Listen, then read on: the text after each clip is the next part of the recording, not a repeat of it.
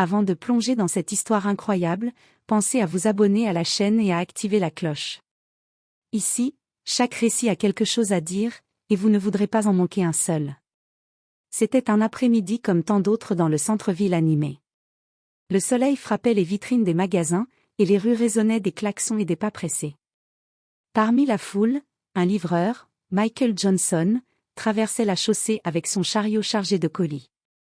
Il était connu pour sa ponctualité et sa courtoisie, mais ce jour-là, rien ne se passerait comme prévu. À l'intérieur du magasin où il devait livrer, le personnel le regarda avec mépris.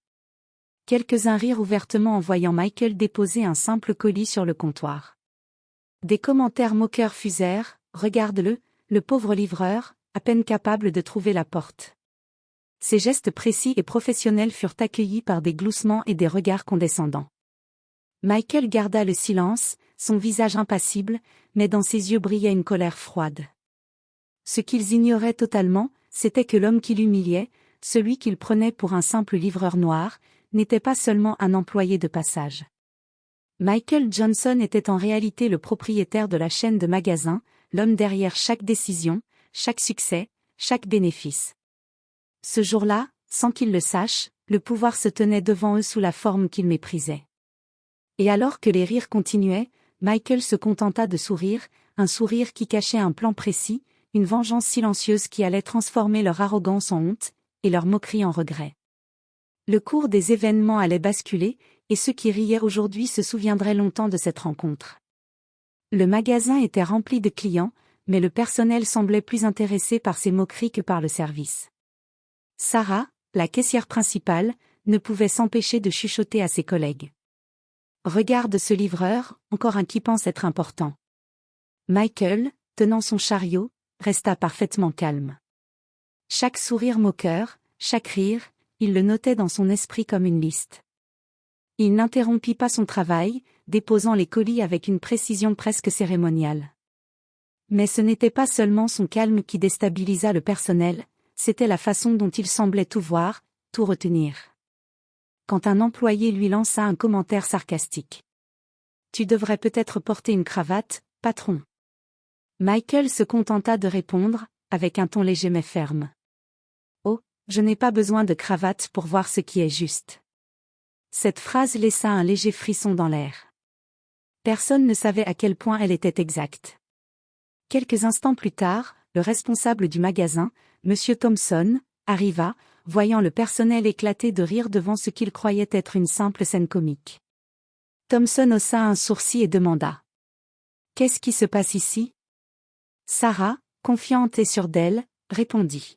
« Oh, juste notre livreur, il croit qu'il est important. » Michael prit une profonde inspiration, et pour la première fois, il se redressa pleinement, son regard croisant celui de Thompson.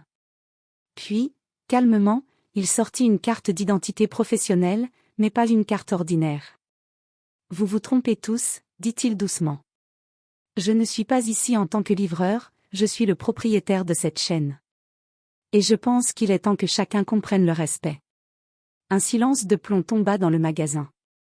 Les rires moururent instantanément, remplacés par des regards incrédules et des murmures confus. Les employés réalisèrent que les personnes qu'ils avaient humiliées n'étaient pas celles qu'ils pensaient, et que leurs actions allaient avoir des conséquences. Michael esquissa un léger sourire. Ce n'était que le début. Le silence pesait lourd dans le magasin.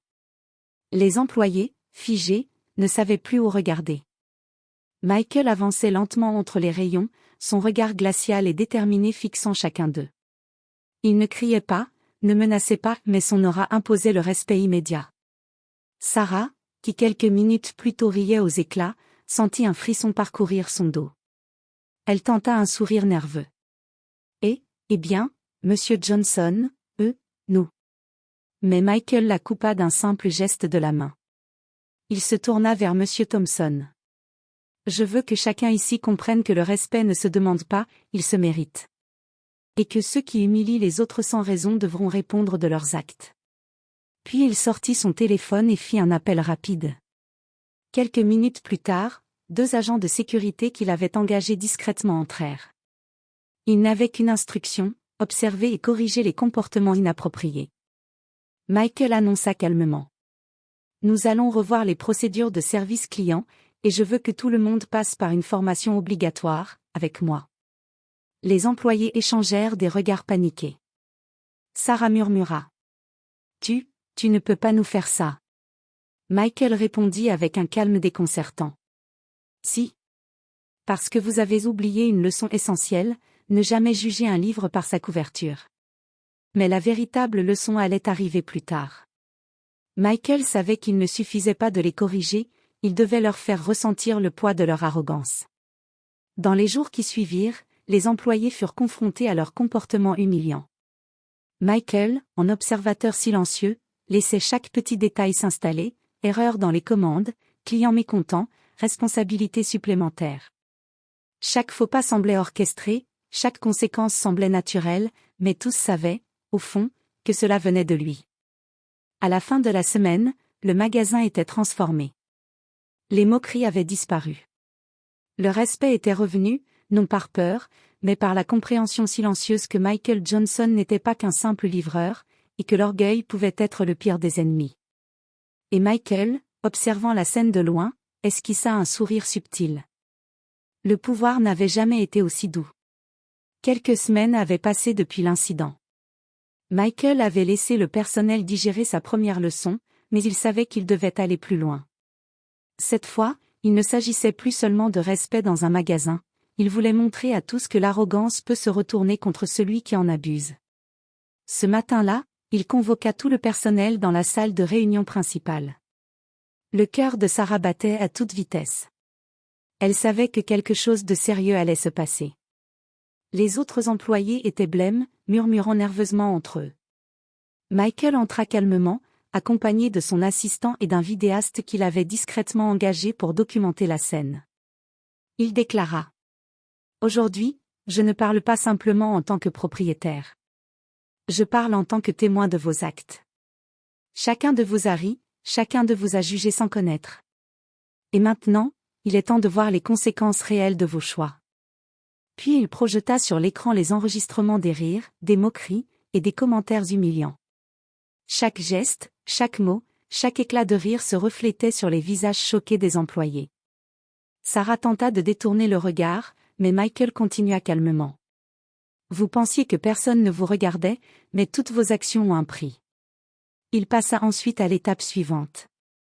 Michael révéla qu'il avait invité certains clients réguliers du magasin à donner leur avis sur le service, en utilisant les incidents comme exemple. Les réactions furent cinglantes, les clients étaient déçus, certains même furieux, exprimant combien ils s'étaient sentis ignorés ou maltraités par le personnel. Le choc fut total. Les employés comprirent enfin l'ampleur de leur arrogance, ce n'était pas seulement Michael qu'ils avaient humilié, mais chaque personne qu'ils jugeaient sans raison. Sarah, les yeux embués de larmes, murmura. Je n'aurais jamais pensé. Michael lui sourit doucement. Il n'est jamais trop tard pour apprendre. Mais souvenez-vous, le vrai pouvoir est dans le respect, pas dans la moquerie. Ce jour-là, Michael repartit du magasin avec un sentiment de satisfaction silencieuse. La leçon était donnée, et cette fois, elle ne pourrait jamais être oubliée. L'arrogance avait été remplacée par l'humilité, et le personnel avait enfin compris qu'on ne rit jamais impunément d'un autre.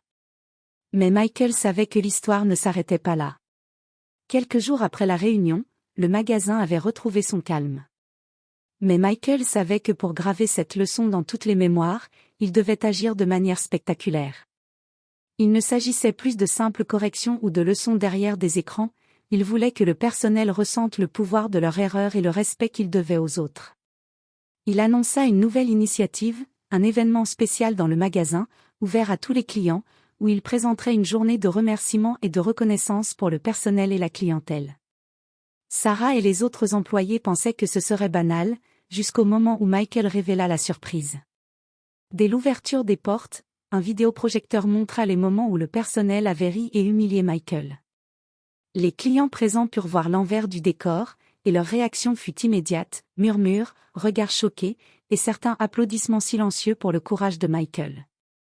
Puis Michael fit quelque chose d'inattendu, il invita chaque employé à raconter leur expérience de ce qui s'était passé et ce qu'ils avaient appris. Sarah, tremblante, prit la parole. J'ai compris que juger quelqu'un sans savoir qui il est peut tout détruire, et que l'arrogance peut coûter cher. Michael sourit, satisfait. Mais le clou du spectacle fut la révélation finale. Il annonça qu'il avait décidé d'augmenter tous les salaires, d'offrir des primes et de récompenser les employés qui avaient changé leur comportement, mais uniquement à ceux qui montraient un véritable respect et une volonté d'apprendre. Le personnel, incrédule et ému, comprit que l'humiliation n'avait pas été punitive, mais éducative. Michael avait transformé la moquerie en une leçon de vie, et la peur initiale avait laissé place à un profond respect. En quittant le magasin ce soir-là, Michael regarda le bâtiment illuminé par les néons, un sourire satisfait aux lèvres. Les rires moqueurs avaient disparu, remplacés par la reconnaissance et l'admiration. Il savait que le vrai pouvoir ne réside pas dans la richesse ou l'autorité, mais dans la capacité à transformer l'arrogance en respect. Et tandis que les employés se remémoraient cette journée, chacun sut qu'ils avaient été témoins d'un événement qu'ils n'oublieraient jamais, une leçon gravée à jamais dans leur mémoire.